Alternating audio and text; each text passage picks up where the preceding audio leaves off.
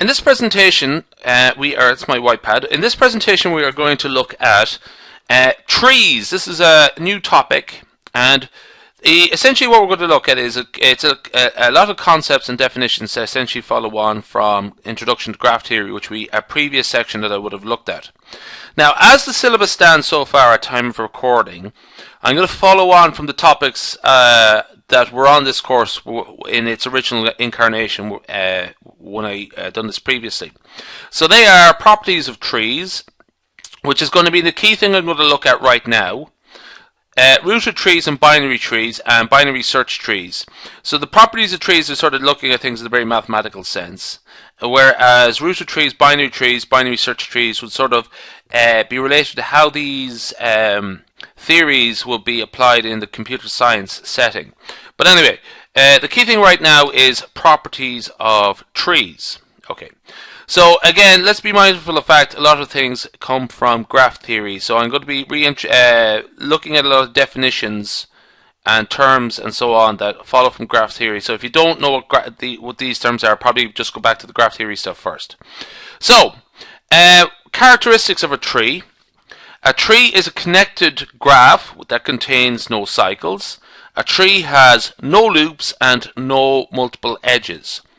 All trees are simple graphs.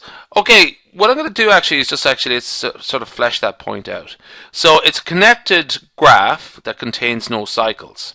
So what I'm going to do first off is here's a vertex, here's a vertex, here's a vertex, here's a vertex, here's a vertex. Okay. And here is an edge. Okay. Now, it's a connected graph, okay? So what we have there is a tree, but if we add this edge, this vertex in with no edges, this is now not a tree. We could bring that back and put in an edge there. So now this is again a tree, okay?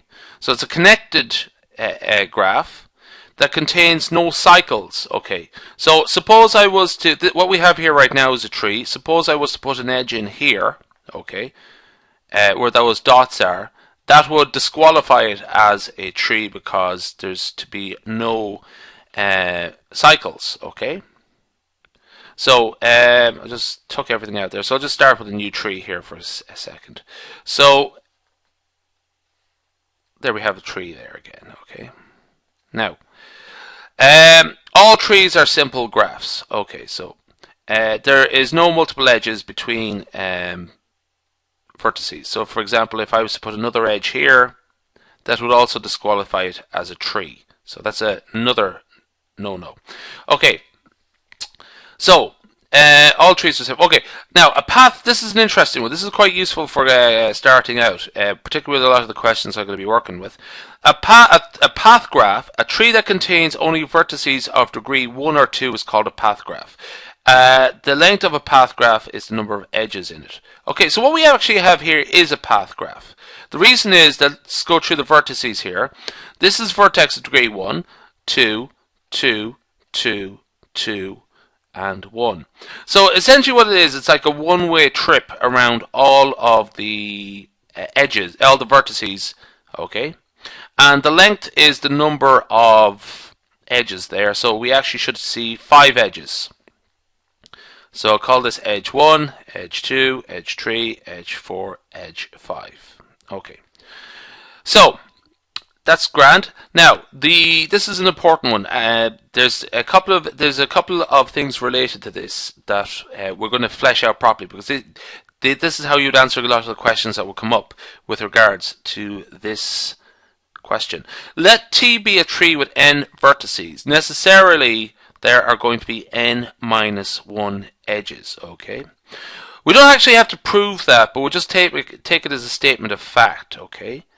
That there are always necessarily going to be n minus 1 edges. Okay, so let's just sort of see how many edges vertices do we have here. I'm going to call it A, that's vertex A, this is vertex B, this is vertex C, D, E, and F. Okay, so that's 6 vertices, and we have 5 edges, 1, 2, 3, 4, 5. Okay. Now, you could try a sort of proof by contradiction or something like that, just to sort of see if you can come up with an edge or a tree, but it won't work essentially. Okay. Now, this is good. We're going to take this as a statement of fact that let T be a tree of n vertices, and then T has n minus 1 edges. Necessarily, the sum of the degree sequence is also going to be 2n minus 2. Okay, that's important. It's a sort of consequence that the number of edges is 1/2 of the sum of the degree sequence. Okay, so what I'm going to do here is come up with a little thought exercise. Suppose we have 6 vertices. Okay, and what we might be interested in, all possible, I'll write this in blue, all possible degree sequences. Okay.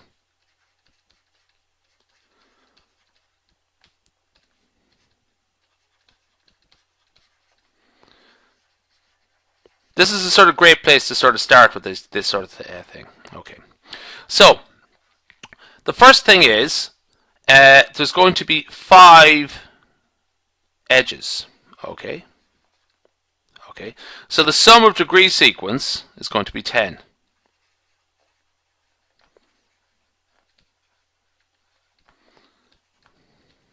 Okay. Now, there is a consequence of the definition that I'm going to introduce shortly, but I'll just actually state it now, is that there must always be 2 vertices of degree 1. Okay. Now, I've sort of just dropped that in there out of the blue. I'll come back to that shortly, but it's just a sort of handy one to know. And what we're going to do now is try and come up with all degree sequences possible. Okay. So, first off, let's up scenario 1, Roman numerals. Well, let's write out our degree sequence. There's going to be 6 vertices. Okay. And 2 of the vertices, so this is vertex 1, vertex 2, vertex 3, vertex 4, vertex 5, vertex 6. What we have to do there is put in the degrees for each. Okay. Now, one type of path we could have, possible degree sequence, is a degree sequence of a path graph. So what we would have there is they're either 1s or 2s. Okay, 2, 2, 2, 2. Okay. Now let's just consider this for a second. So I just dropped it in there, but let's sort of backtrack a bit. Let's just say the highest possible value, the degree sequence was 2. Okay, path graph. So we have to reduce them now. Okay. So we can't go any higher than 2 for the next one. So the 2, 2, 2, 2. The sum of the degree sequence there is 10. Okay. Let's just see what would happen if we had the highest vertex was 3. Now necessarily it must be 2 vertices of degree 1. Okay. But this part here, the sum of the degree sequence must be 5. Okay.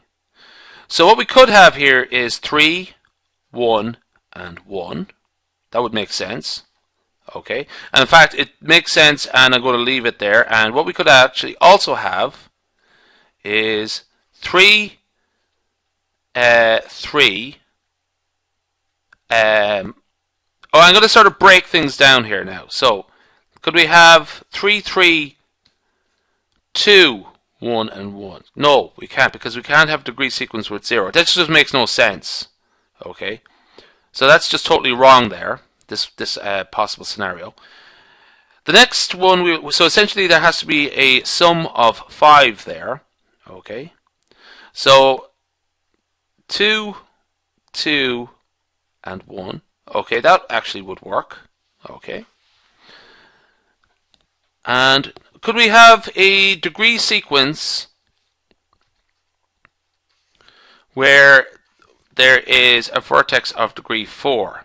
So 4, a 1 and a 1 over here. Okay. Now, so we can have a vertex of degree 2 here, a 1 and a 1. Okay, that actually works as well. So one more. We have a vertex of degree 5. Let's put that in red. And all of the other vertices are 1. Okay. So essentially what happens here, if you were to go through all of these, they accord to the rule of degree sequences that the highest degree goes first, and ever decreasing after that, or not increasing. There's always 6 vertices. The sum is always 10. Okay, and there's always 2 vertices of degree 1. Okay, so we have 5 possible ways we can get a tree on 5 vertices, or 6 vertices, and so on. The first one is a path graph. The last one here would correspond to this little star graph.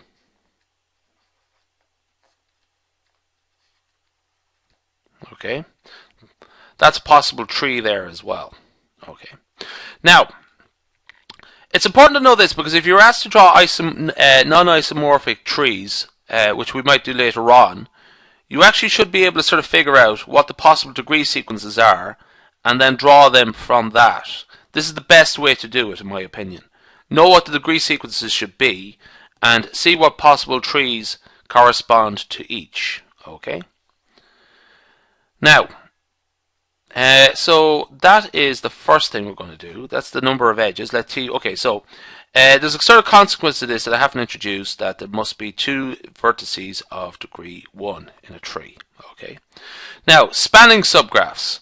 The graph H is a spanning subgraph of a graph G if H's vertices, or H, we say H in Ireland, H's vertices are a subset of the G's vertices set. Its edges are a subset of the edge set of G, and each edge of H has the same end vertices in H and G.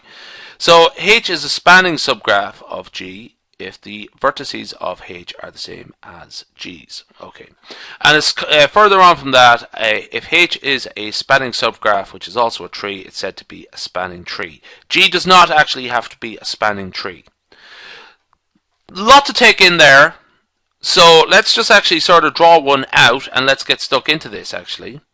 So suppose I have a graph here. I'm going to do the whole thing in red. This is graph G.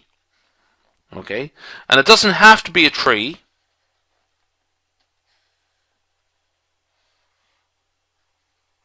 Okay, just sort of the edge off there. Okay, so what I'm going to do here is draw a spanning subgraph. Okay, so this G is what we have here. H is what I'm going to superimpose on top of it. So H, I'm just going to try to draw it down the side so you can see both. Okay. This so far is a spanning subgraph. Okay. Because it's just using a subset of a subcomponent of G. Okay. Now, let's just say for argument's sake, I was to add this green line, this green edge to H. H now is no longer a spanning subgraph of G, because this edge here is not part of G. So we have broken the rule of a spanning subgraph. Let's just go back there again. If H is a subgraph of G, H's vertices are a subset of G. So actually, I have to go back there. Have I got to all the vertices? So all the vertices are connected. Okay, all of G's vertices are connected by H. That's important. Okay, but they don't have to be. They are a subset of G's. Okay, but this is just a sort of counter example, actually, just to be clear what I mean. If I was to connect this vertex here to H, this vertex is not part of G's edge set, vertex set, so that would disqualify that. That would disqualify H as a spanning subgraph. Okay. Its edges are a subset of the edge set of G. Okay, all of the blue edges there have equivalent red edges. The green one doesn't, but it's not part of the subgraph. We're just, if we were to put that in, that is not a part of the G edge set. And each edge of H has the same end vertices in G and H. Something that might also happen, so that this would be another sort of way of looking at that one. The vertices, essentially, I think that sort of actually covers it really. H is a spanning subgraph of G if the vertices of H are the same as the vertices of G. So in the first case we had a spanning subgraph, or a subgraph. Now this is a spanning subgraph because, let's just look at this here. This is the rule I want to get at. H is called a spanning subgraph of G if the vertices of H are the same as the vertices of G. So essentially all of the vertices for G are connected by this graph H because it has all the same set of vertices. Okay. H is a spanning subgraph. If H is a spanning subgraph, which is also a tree, then it is said to be a spanning tree. G does not have to be a tree. Okay, that is also a spanning tree because it has no loops, no cycles, and so on. It's a proper tree there, the H. Okay, let's move on from that. This is a question here. I'll sort of stop here and start on this next question in the next one here. So just draw this graph and draw a spanning tree of G, and this is the third part there. Draw all the non-isomorphic spanning trees of G and call this set S. This is actually trickier than it looks. How many non-isomorphic trees can be created by adding a vertex and edge to the trees in S? That's actually quite a lot of work there. So the next exercise, I'll actually look at the first two and we will move on from that. So this is just a quick get started on trees.